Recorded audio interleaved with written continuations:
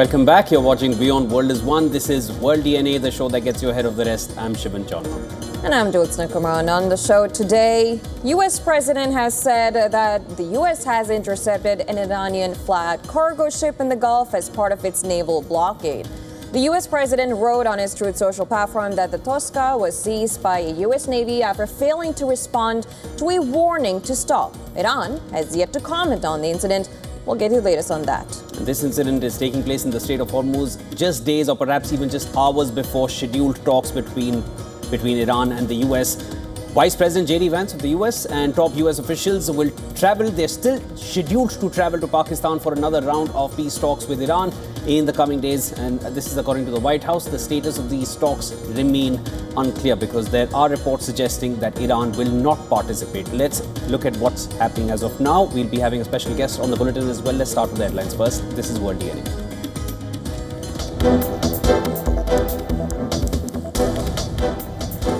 Iranian state media says the country is not currently planning to hold talks with the United States after President Trump reportedly ordered U.S. negotiators to travel to Pakistan just days before a ceasefire is set to expire.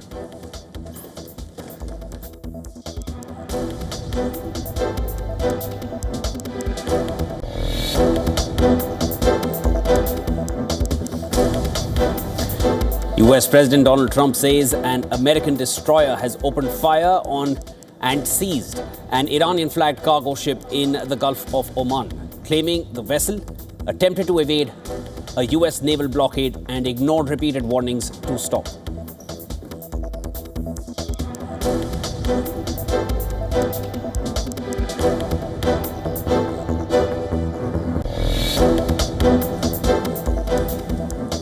Iranian military accuses the United States of violating the ceasefire by striking its cargo ship, vows to respond soon.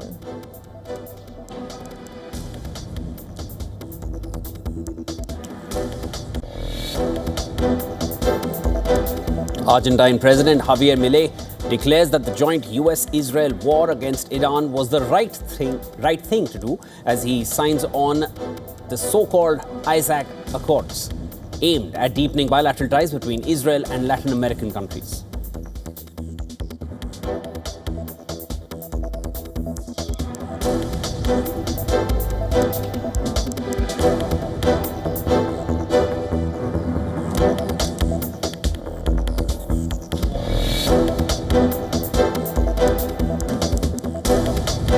North Korean state media releases images showing leader Kim Jong-un overseeing test launches of upgraded short-range ballistic missiles, accompanied by his daughter and senior military officials.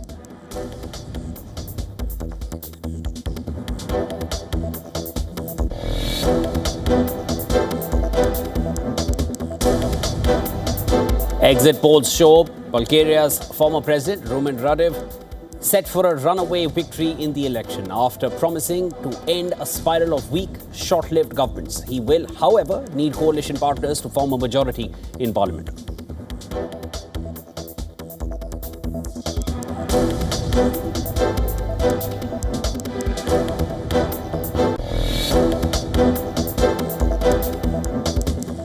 Eight children, aged 1 to 14 years old, killed in a shooting in southern U.S. state of Louisiana. Police say that the incident appears to be related to domestic violence.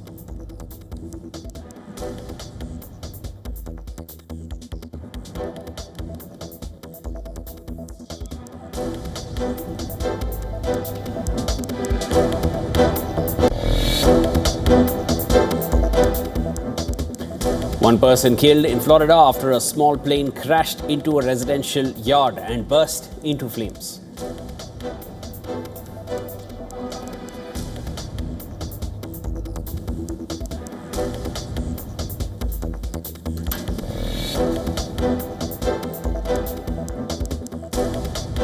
The U.S. dollar rebounds as renewed West Asia tensions and the reclosure of the Strait of Hormuz drove investors towards safe haven assets.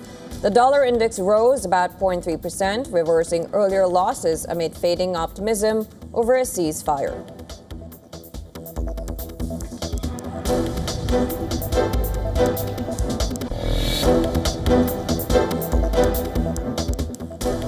Manchester City beat Arsenal 2-1 to blow the title race wide open. The citizens will be level on points with the Gunners if they win their game in hand over the Gunners this Wednesday.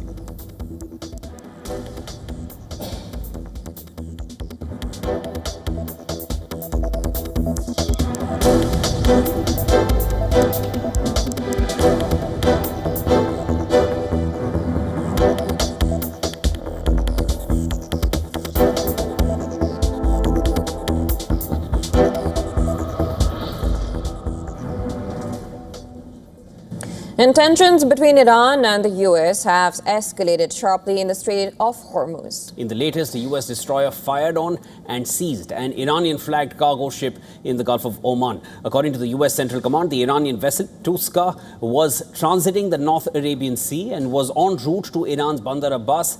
The CENTCOM says that the vessel ignored multiple warnings given over a 6-hour period, leading U.S. missile destroyer USS Spruance to fire at the Iranian vessel's engine room.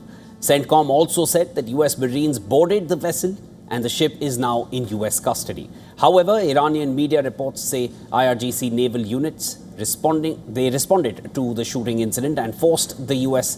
destroyer to retreat. And according to marine traffic data, the Tuska is a container ship which left Port Klang in Malaysia 8 days ago. According to Vessel Finder, the ship was headed to the Iranian port city of Bandar Abbas. Well, in a post on Truth Social, Donald Trump said that the Iranian vessel was attempting to breach the U.S. naval blockade, forcing the U.S. Navy to intercept the vessel and take it into its custody. Iran's military has vowed to respond against the U.S. action. A spokesperson for the Iranian military's command center labeled the U.S. action as armed piracy and vowed to retaliate soon. He also accused the U.S. of violating the ceasefire, which has been in place since April 8th. As tensions escalate, Iran has rejected taking part in the second round of the peace talks with the U.S. Iranian state broadcaster IRIB cited Iranian sources as saying that Tehran has currently no plans to participate in the next round of Iran-U.S. talks. And this comes after U.S. President Donald Trump said new negotiations would take place in Pakistan. Now, Trump also said that the U.S. has offered a quote-unquote fair and reasonable deal. And if Iran rejects the deal, the U.S. will, again, quote-unquote, knock out every single power plant and every single bridge in Iran. Well, reports say that the U.S. naval blockade and what Tehran considers as unreasonable and unrealistic demands are among the chief reasons for its refusal to join the talks. The seizure of the Iranian cargo ship has further already complicated matters. Now, Iran's ambassador to Pakistan, Reza Amiri Makhdam, articulated Tehran's position in a post on X. The Iranian envoy accused the U.S. of violating international law and insisting on unreasonable demands. Well, with Iran rejecting the second round of talks, thousands gathered in Tehran in support of the Iranian government, with many voicing a complete distrust towards the U.S.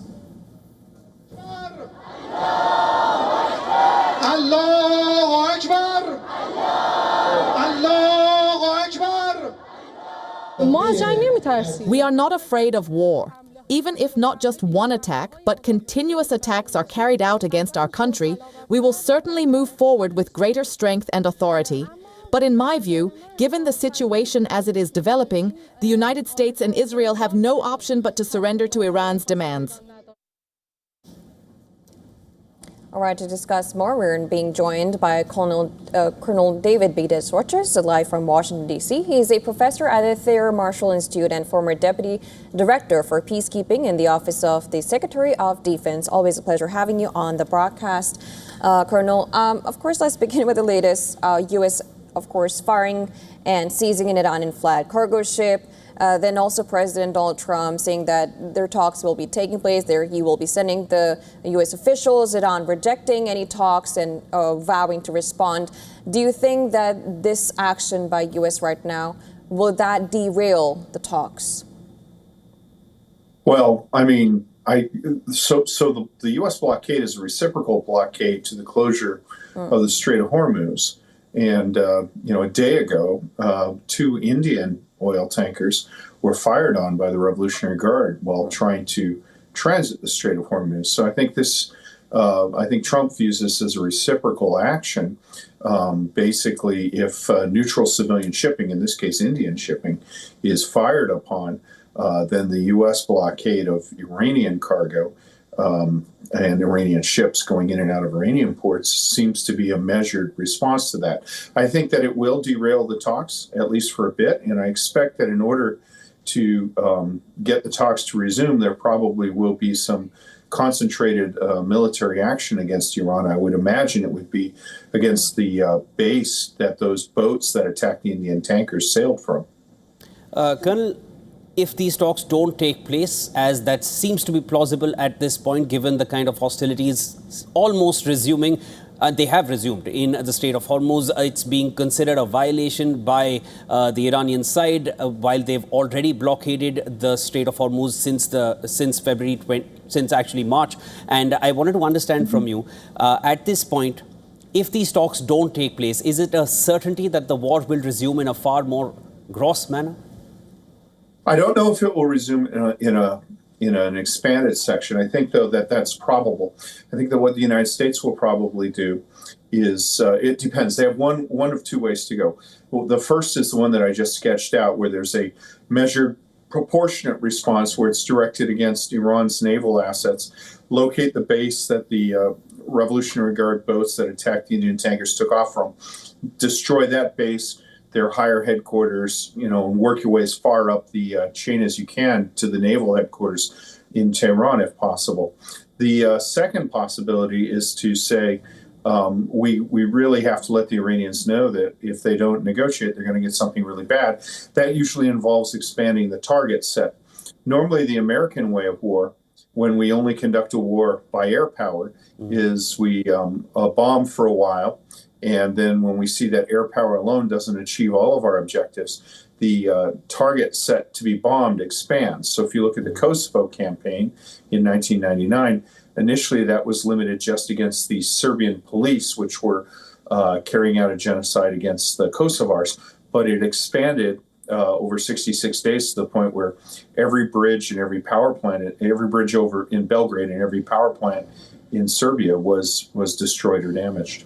And it's interesting because Trump has already said that if at all they don't come on the table and if this deal is not done, the U.S. will be attacking the bridges and the power plants.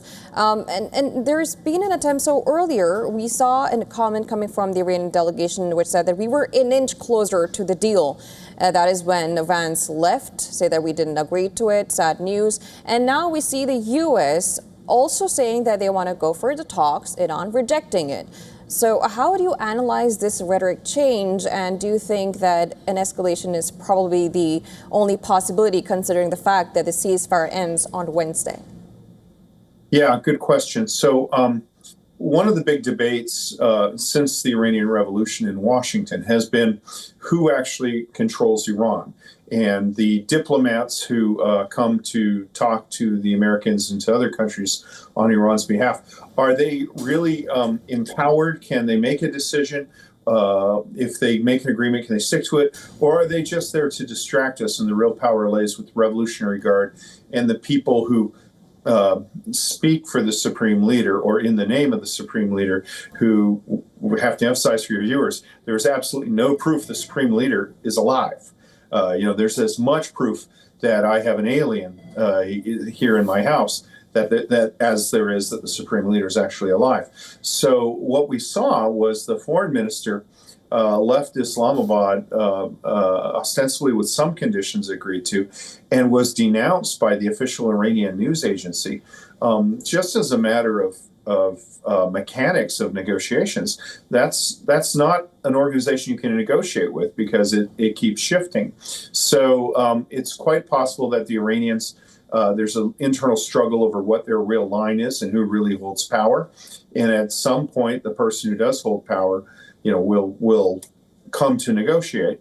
But I think that it may take some more pressure on the Iranians, and that pressure will most likely take the form of a renewed bombing campaign and possibly an expanded bombing campaign. Let me take that a little further, Colonel David.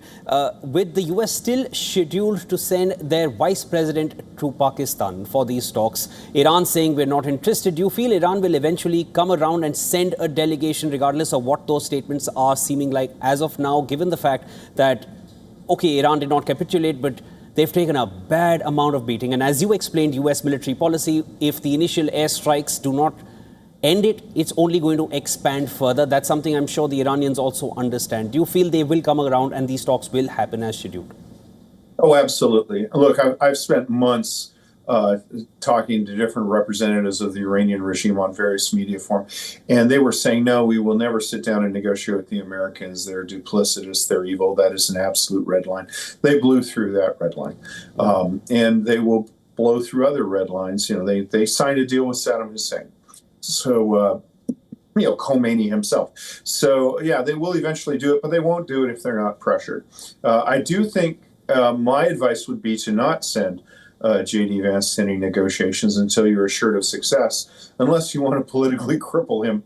I think that the point in sending J.D. Vance initially was that the Iranians had put out in the Western media, which is very receptive to this, a message that the two U.S. negotiators, Jared Kushner and Stephen Witkoff, neither of whom have a background in diplomacy, that they were incompetent, and that they were holding out hope that the administration was fragmented and Vance was an isolationist. So I think it made sense to send Vance once.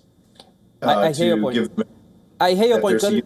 But just wanted to ask you, what if you can substantiate why you feel Iran can get pressured into talks or a deal? It has not happened in years. It has not happened last year. And even now, Iran has not capitulated. They are recouping in the last 2 weeks. Enough reports are suggesting that. Even an NYT report suggests that 60% of their missile launchers are intact, 40% of their attack drone arsenal is intact. Do you feel they can get pressured? Yeah, I think they can. I mean, they retain some offensive capability. I'm not so sure how the New York Times comes about those numbers, but I know the Iranians have put out the message. They said, "Oh, we have more missiles than ever before. We have stronger missiles, better missiles." And when it became apparent that they were unable to effectively target U.S. and Israeli military assets, they said, "Oh, we're just waiting our time. We have the real good stuff." Which I find that just strange credulity that they would take so much punishment. I come to that conclusion because Iran does respond to pressure. As I mentioned earlier, they said that they would never deal with Saddam Hussein. Ayatollah Khomeini eventually did, saying that it was like drinking poison, but he settled. They said they wouldn't meet with the Americans in this current thing, but they did. They've said for 40 years that Lebanese Hezbollah has nothing to do with Iran, but when we got to negotiations, they said, no, Lebanese Hezbollah and Iran are one or two spirits in the same body and have to be included in that, basically treating Lebanese Hezbollah as an agency of the Iranian government. So, when they are in a situation, they make a rational choice, which is, make a modification when they're facing something that's worse. Okay. And so the question is, what is worse than, how much pain do they have to suffer before they compromise on these key points? And Colonel, it's interesting because the fact that there is a ceasefire in effect, but it will close, of course, it's going to end on Wednesday. And till now, if you look at the dates of the talks, well, of course, there is no date. It's just the White House has said in a couple of days, and a couple of days could be 2 days on Wednesday, or it could be beyond the ceasefire. Is it too close to the ceasefire? Does it seem like both sides are almost at a point where they're all testing each other, and it's just to see who blinks first, because Iran has clearly warned that it will respond to this U.S. forces and who fired upon and seized the Iranian flag. Do you think there is more possibility of a escalation in, of course, the attacks? And if that happens, where does it leave the talks? Do U.S. still want to send its envoy, or there would be back-channel talks? How do you analyze that? Yeah, I got to say, I'm a little surprised that I have to bring up the fact that 2 Indian tankers were fired upon by Iran. So supposedly there's a ceasefire, and you had 2 Indian ships that were complying with the things of the ceasefire, and they were attacked by the Revolutionary Guard. That was the first action there. So the ceasefire is clearly leaking.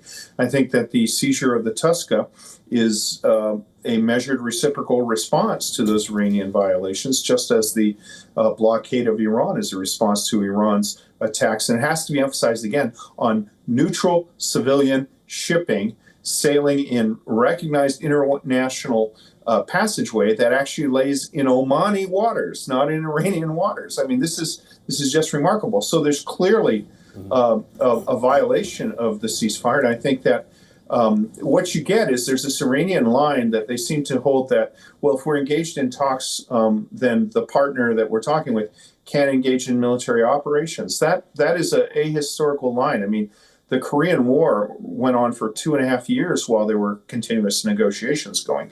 So I think there will be fighting, and then there will be talks, and there will be fighting, and there will be talks. I hear your point.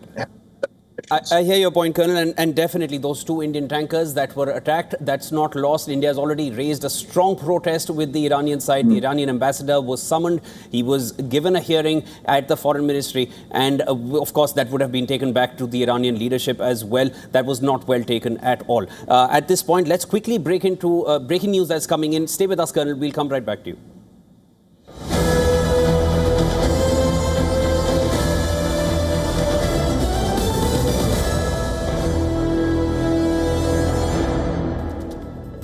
We have some breaking news coming in. The Islamic Revolutionary Guard Co. IRGC has claimed that U.S. forces stationed in the Sea of Oman have been forced to retreat after firing at an Iranian merchant vessel. Well, of course, this is as per Iran's press TV. It said that the Americans were forced to retreat and leave the area following what it described as the timely presence and rapid response of IRGC naval unit in support of the Iranian vessel. The report comes hours after US President Donald Trump and the US military said that the USS Spruance fired at an Iranian vessel and the US Marines boarded the ship, which is now in custody. So while the US soldiers had already boarded the ship, this is what we're tracking for you as of now. This is breaking news coming in. The fragile truce, as it always remained, has gone into disarray at this point. The Islamic Revolutionary Guards have claimed that the US forces stationed in the Sea of Oman have been forced to retreat after firing at an Iranian merchant vessel. And that's interesting because the fact that the U.S. have said that they have boarded the vessel and the IRG saying that they have retreated. Colonel, I'd like to take your reaction to this because clearly it seems like there's even conflicting situation and comments coming in. IRGC saying that the U.S. they have retreated while U.S. said that they have fired and boarded. How do you make of this development? I don't give Iranian official spokesman much credence. I mean, they've sunk the Abraham Lincoln about 15 times. I think that, ships maneuver, and it's possible that this ship could be taken under tow and being moved to a port that it can make land, since it's not going to be allowed to go to Iran. That would, But I find the claims are so incredible from Press TV and Tasneem. I just don't give them any credence. I think that, I could be wrong, but I have a feeling the sun will come up tomorrow and we'll find that the Spruance is still performing its mission at sea. But it is a good question of what is the disposition of the tanker. That is a huge ship. It actually displaces more than an American aircraft carrier. So I don't know if the engine is disabled, if it will be just left to float at sea, if the crew will be taken aboard and then landed in a neutral port. I honestly, or if the ship will be put under tow, I honestly don't know. But all of those things could provide for some sort of movement. And, warships at sea move around a lot so that they can't be observed. So I think you'd expect movement. I hear your point, Colonel. And apart from the firings that took place yesterday, now this is a direct confrontation between the US and Iran, both sides confirming that. Is it safe to say the ceasefire is over? Well, if you're on the Indian tanker and you have bullets coming at you, you'd say, what the heck kind of ceasefire is this? Yeah, I mean, this is a blockade. It's not an act. It's generally considered to be an act of war. I think, though, that the measured approach taken by the U.S. ship, which supposedly they hailed the ship, I've heard, as long as 6 hours, and then sent a message saying, okay, evacuate your engine room because that's where we're going to fire it. That is not indicative of a desire for confrontation, more of a desire for people to change their behavior. By contrast, supposedly the speedboats that attacked the Indian tankers just approached out of nowhere, started firing. So I think it's more, the blockade will remain in effect, and I think that the Iranians want to deny the access to straight to neutral civilian shipping. I think this is more about trying to define what the norms are acceptable and how much you can get away with while still maintaining the idea that a ceasefire exists. But it's clear that Iran does not want to see neutral civilian shipping transit the Strait of Hormuz.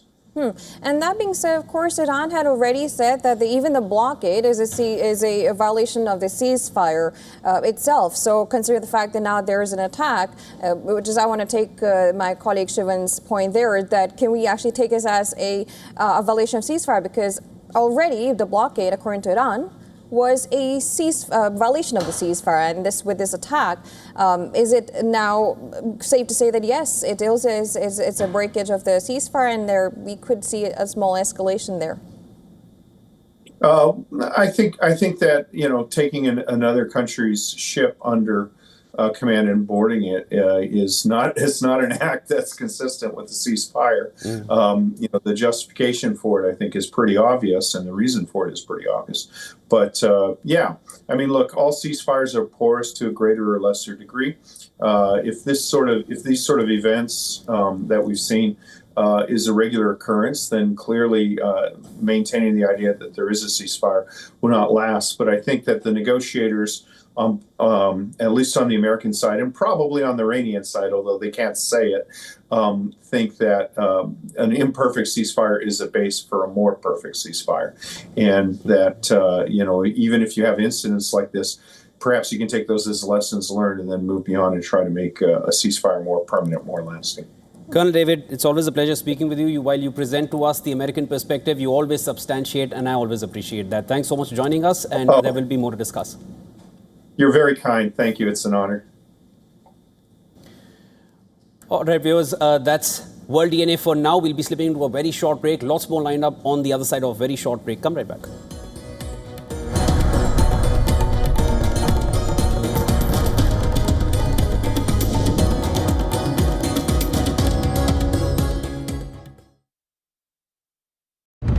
In West Asia, every move shifts the world's balance.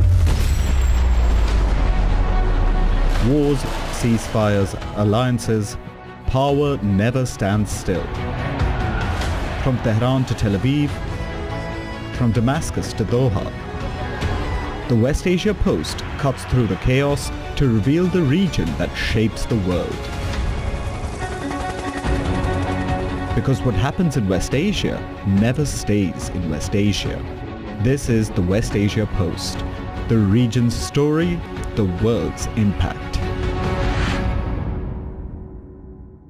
WION, India's global voice, the channel that brings you the biggest stories from across the world through India's lens. Now available in more than 190 countries worldwide. Because we believe that the world is one. Watch us in Africa, Europe, USA and Canada, South America, Asia Pacific, Middle East and North African regions. Also available on these digital platforms across the world. WION. World is one. 5 states, 1 powerful voice. From Tamil Nadu to West Bengal.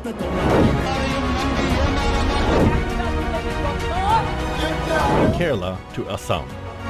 Every vote shapes the future. Get the election pulse only on WION.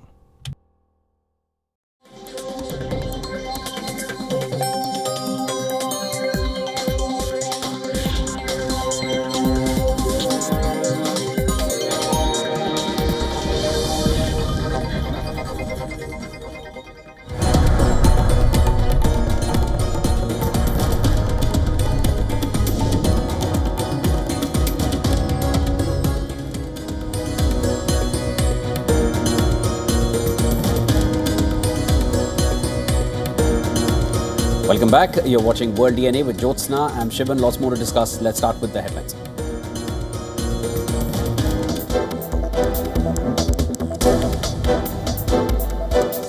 Iranian military accuses the United States of violating the ceasefire by striking and seizing its cargo ship in Hormuz, vows to respond soon.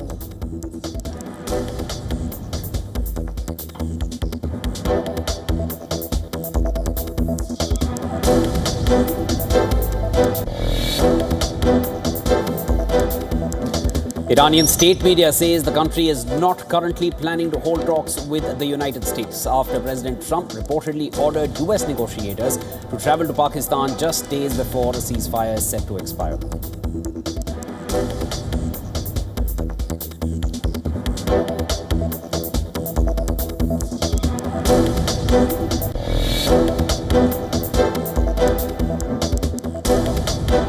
Argentine President Javier Milei declares that the joint U.S.-Israel war against Iran was the quote-unquote right thing to do as he signs on the so-called Isaac Accords aimed at deepening bilateral ties between Israel and Latin American countries.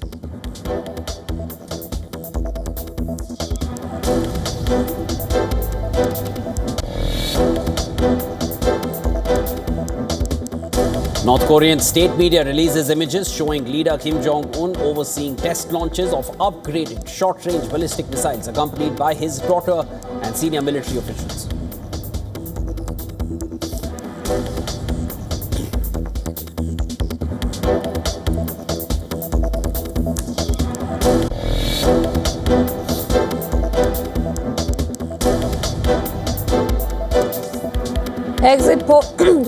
Exit polls show Bulgaria's former president, Roman Radev, set for a runaway victory in election after promising to end a spiral of weak, short-lived governments. He will, however, need coalition partners to form a majority in parliament.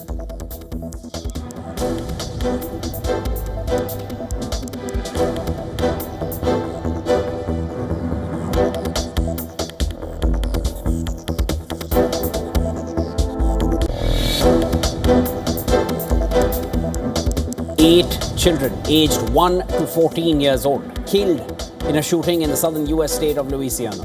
Police say the incident appears to be related to domestic violence.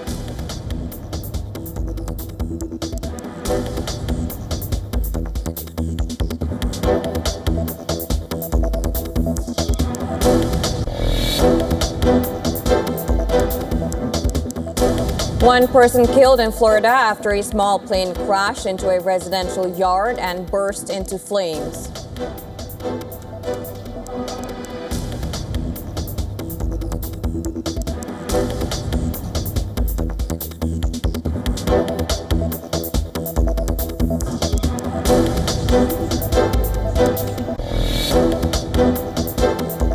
China keeps benchmark loan prime rates unchanged for an 11th month as steady growth and rising inflation reduce urgency for stimulus. Policymakers are assessing West Asia tensions' impact while maintaining a supportive, moderately loose stance to sustain growth and stability.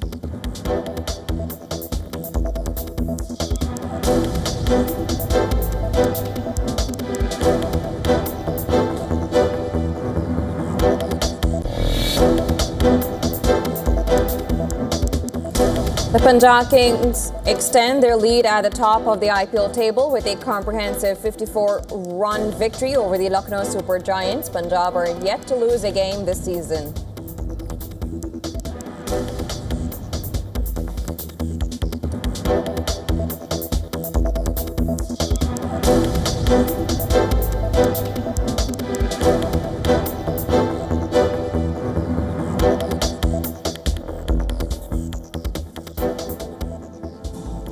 The Israeli military has said that it has killed a person that it described as a militant who had crossed into an area of southern Lebanon, still occupied by Israeli forces.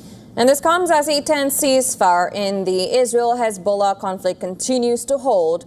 The Israeli Defense Minister Israel Katz has said that he and Prime Minister Benjamin Netanyahu had instructed the army to, quote-unquote, act with full force both on the ground and from the air, including during the ceasefire, in order to protect our soldiers in Lebanon from any threat, unquote. Well, the country has also vowed to demolish homes that it claims are used by Hezbollah, and state media reports that demolitions are currently underway. Well, national news agencies said that Israel is still destroying what remains of houses in Bint Jbeil on Sunday after reporting demolitions a day earlier in the town, which saw heavy fighting between Israeli forces and Hezbollah before the ceasefire.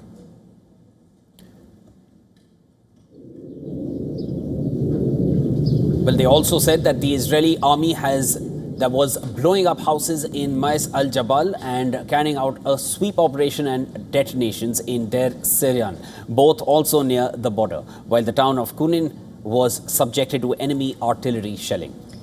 Now, on Saturday, Israel's military had said it had established a yellow line in South Lebanon, which is similar to the one in Gaza, that separates areas held by Israeli forces from those controlled by militant group Hamas.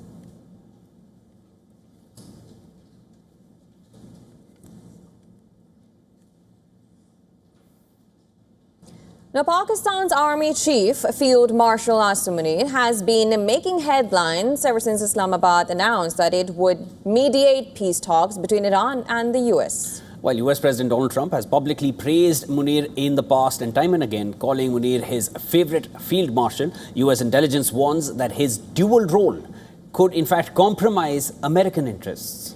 Now, according to a Fox News digital report, concerns are mounting within the Trump administration over Munir's role, even as he acts as a key intermediary in back-channel talks between the U.S. and Iran. U.S. intelligence assessments have reportedly flagged Munir's long-standing ties with senior Iranian military figures as a red flag.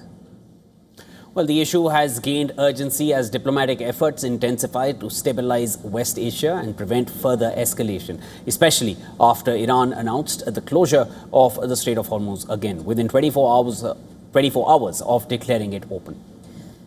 Now, the question that arises is, why is Munir being labeled a potential red flag all of a sudden? According to the report, it is Munir's deep-seated connections with former high-ranking Iranian officials, including slain Quds Force commander Qasem Soleimani and assassinated IRGC commander Hossein Salami. The report, citing analysts, suggests that Munir may be using his rapport with Trump to shield Iranian interest or to entrench Pakistan as an indispensable middleman. Well, according to the report, the situation remains a point of contention within the administration, which is balancing Trump's reliance on Munir against the intel that warns of his regional allegiances.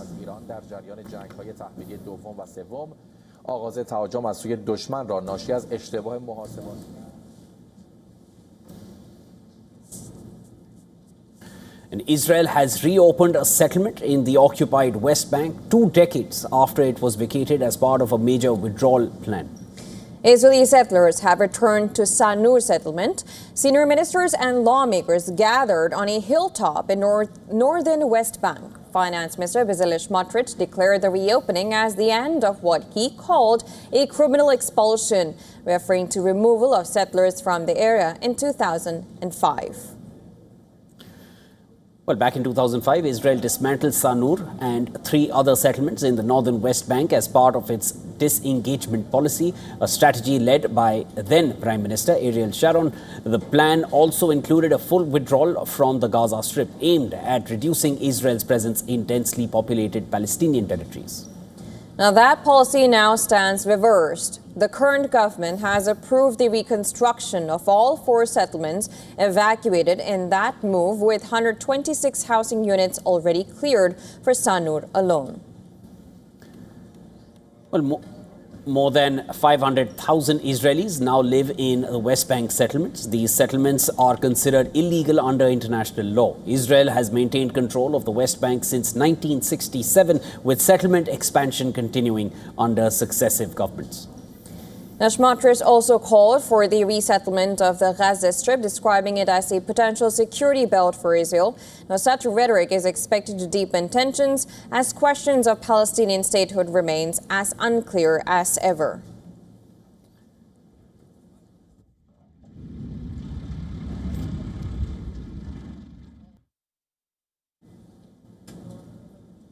Now, former Bulgarian President Rumen Radev has vowed to lead the country out of a chronic political crisis.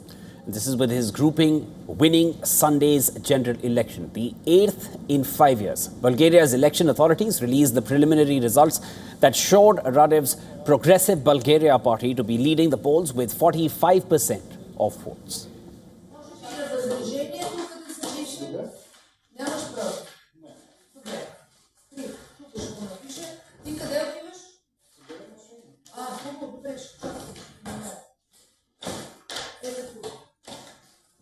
Now, following this, Radev called for renewal of ties with Russia during his interaction with the press.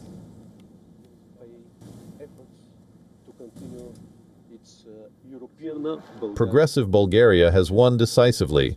This is a victory of hope over mistrust. It is a victory of freedom over fear.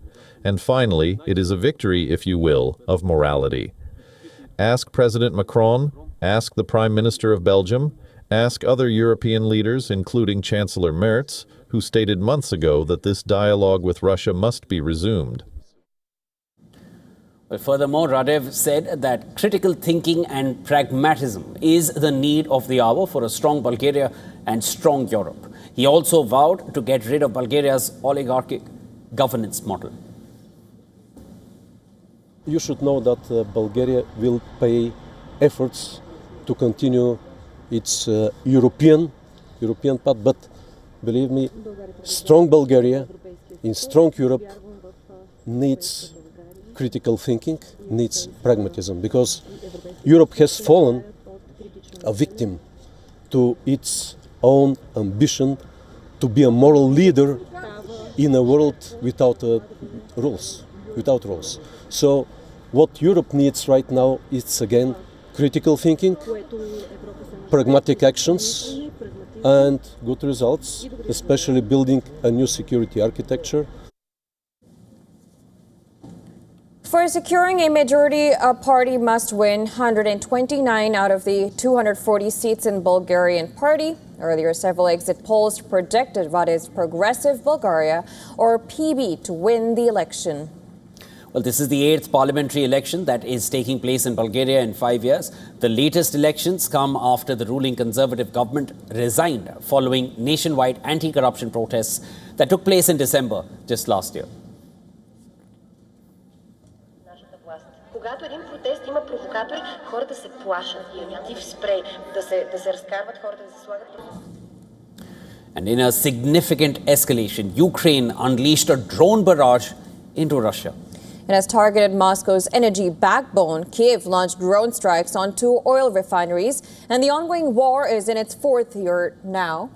It has, of course, progressed to 5th year now. Kyiv's troops in recent weeks have stepped up attacks on Russian oil depot and refineries, and these are key sources of revenue for Moscow's war budget. A Ukrainian drone strike targeted industrial areas in Russia's Samara region.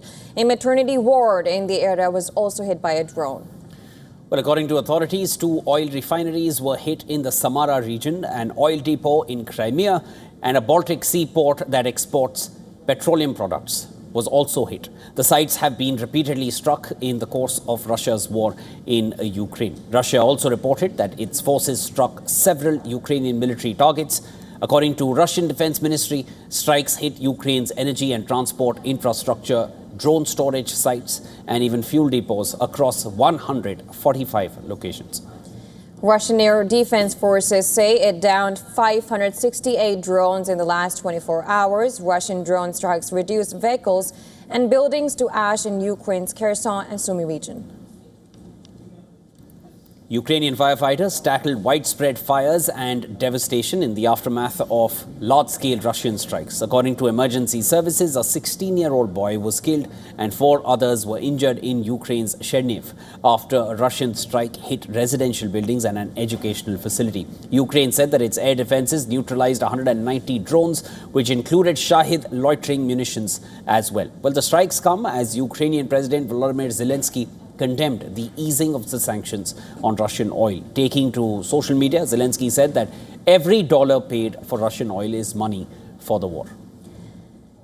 U.S. President Donald Trump's administration on Friday issued a month-long sanctions waiver allowing the sale of Russian oil and petroleum products that are at sea. Pardon me there. The move comes amid surging energy prices driven by the West Asia war.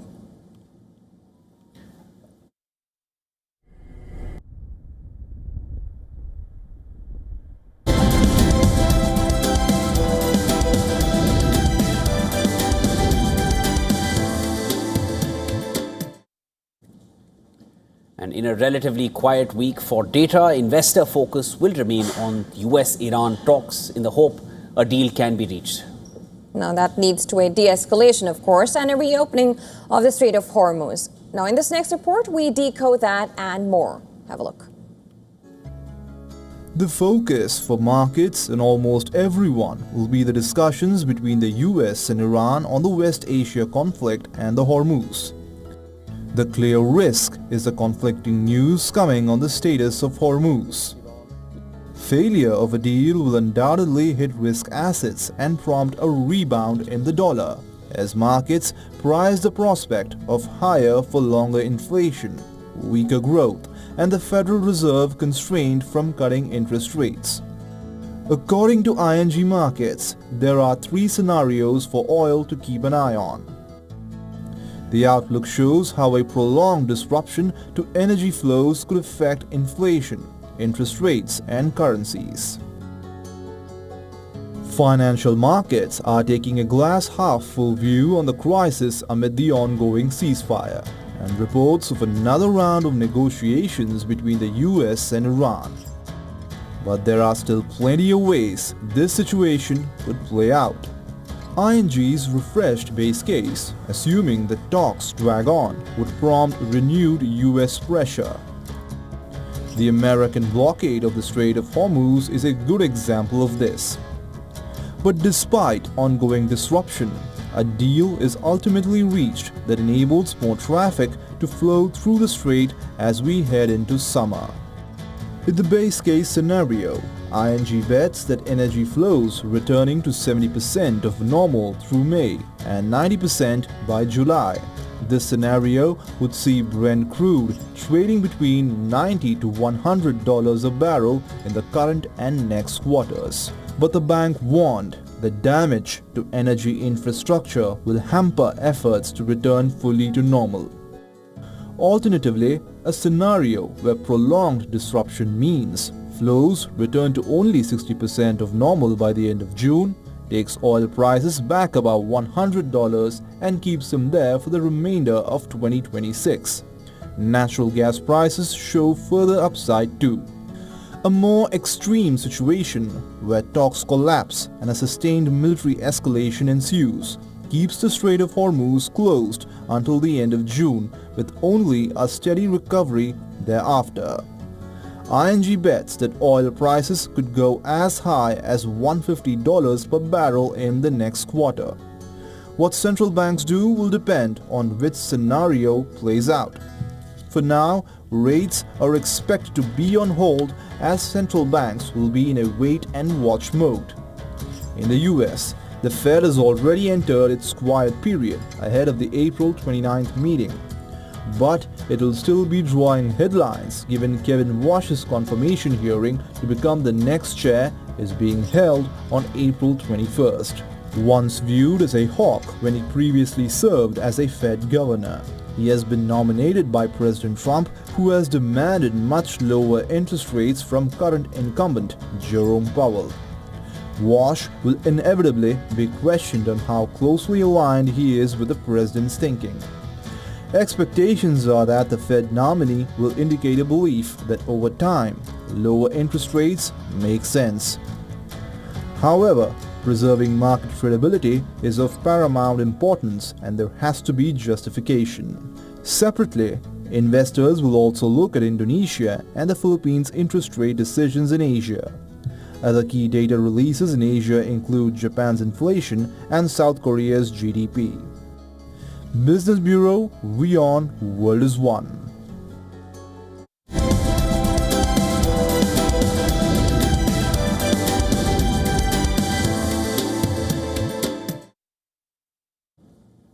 Now, Google is in talks with Marvell Technology to develop new custom chips. Well, as the tech giant looks to improve how artificial intelligence models are run, according to a report by The Information, Google doesn't manufacture chips. It designs its own chips that are produced by other chip manufacturers. Now, according to the report, Google and Marvell Technology are discussing the development of two distinct chips designed specifically to handle the growing demands of AI workloads. Well, one of these is expected to be a memory processing unit built to work alongside Google's existing tensor processing units, or TPUs. Google's custom-built TPUs are used in its own data centers. The second chip would be a new version of the TPU itself, tailored specifically for running AI models more efficiently. Now, Google has been steadily expanding its in-house chip capabilities in an effort to position TPUs as a serious alternative to the dominant graphics processing units produced by NVIDIA. Now, the push is not just technical, but also strategic, as control over chip design can lower costs and improve performance across its cloud business. TPUs have increasingly become a key driver of growth for Google Cloud.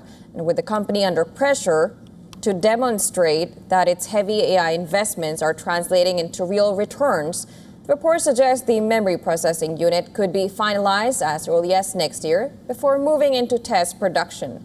Such a chip would help speed up data handling, a critical bottleneck in running large AI models.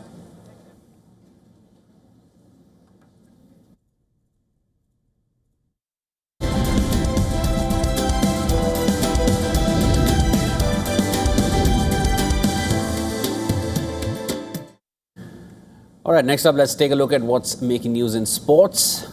Starting with Manchester City, who have blown the Premier League title race wide open by beating leaders Arsenal 2-1 on Sunday. Ryan Cherki scored the opening goal at the Etihad Stadium, but Arsenal's Kai Havertz equalised for the Gunners. However, star striker Erling Haaland scored the decisive goal in the second half to secure a huge win for Pep Guardiola's side. City will have the chance to overtake Arsenal by beating second from the bottom Burnley on Wednesday.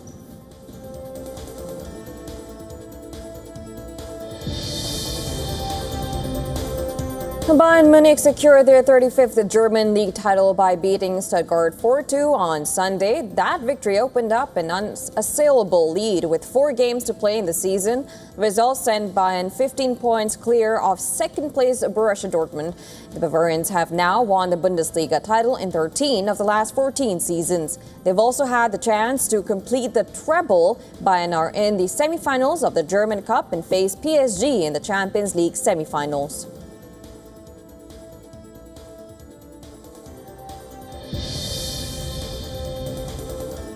World number 2 Elena Rybakina beat Karolina Mukova in straight sets to clinch victory at the Stuttgart Open. Kazakhstan's Rybakina came through a close first set against her Czech opponent and raced through the second to wrap up a 7-5, 6-1 victory in Germany. It is the 26-year-old's second title of 2026 following her Australian Open success in January. And this is also the second time she has won the event in Stuttgart, where the winner receives a Porsche car.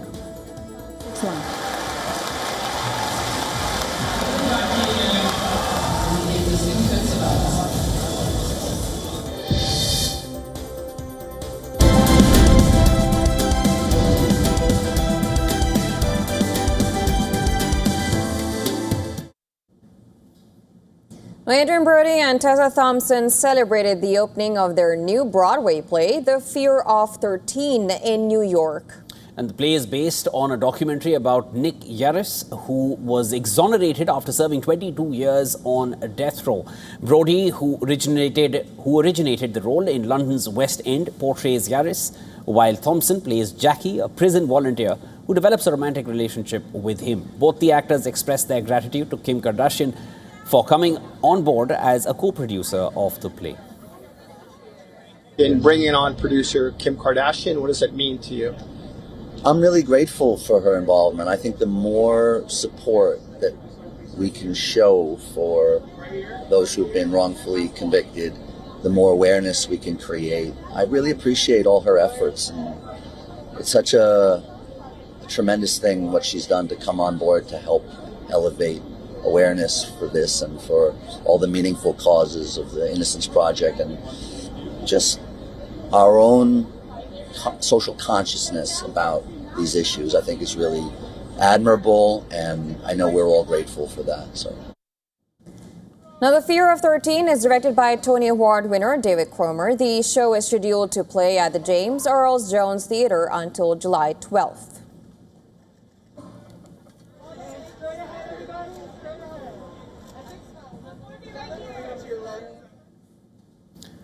The 53rd season of UK lawnmower racing has commenced in Ardingly, UK. Now, the British Championship calendar will run across 11 events starting from April until October. We leave you with the support. Do stay tuned. News and updates will follow on the other side. You're watching Beyond What Is One. Stay tuned.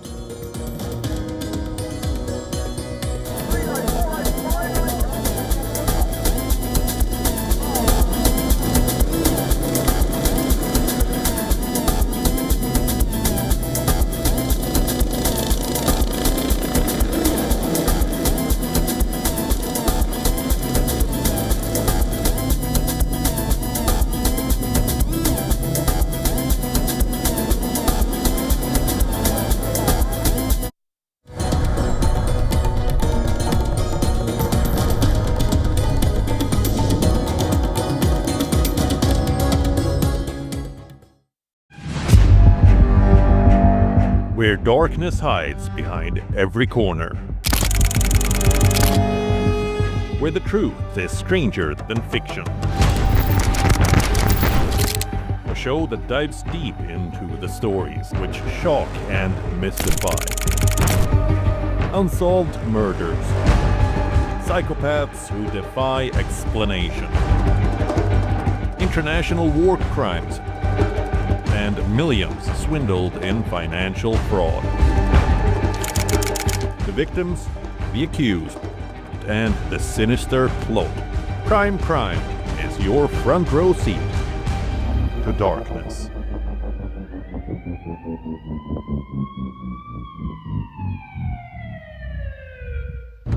In West Asia, every move shifts the world's balance. Wars, ceasefires, alliances, power never stands still. From Tehran to Tel Aviv, from Damascus to Doha, the West Asia Post cuts through the chaos to reveal the region that shapes the world. Because what happens in West Asia never stays in West Asia. This is the West Asia Post, the region's story, the world's impact.